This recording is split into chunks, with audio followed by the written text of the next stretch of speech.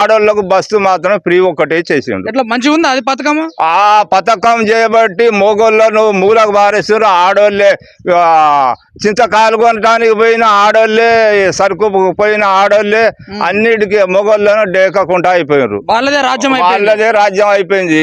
ఈ మంత్రులు చేసేది ఇక మొగోళ్ళను లెక్క చేయకుండానే చేసిండ్రు. ఇక దాని పద్ధతి ప్రకారంగా చూస్తే మాత్రం రైతుకు ఏ ముఖ్యమంత్రి వచ్చినా కూడా రైతుని ఏ పాతాళ లోకాన తొక్కటానికే చేస్తున్నారు, కానీ రైతు పైకి రావాలని ఎవరు చేస్తలేరు. రైతుని మాత్రం కాపాడే పద్ధతి కాపాడుకోండి అని రైతులు మొత్తుకున్నా కూడా పట్టించుకుంటలేరు.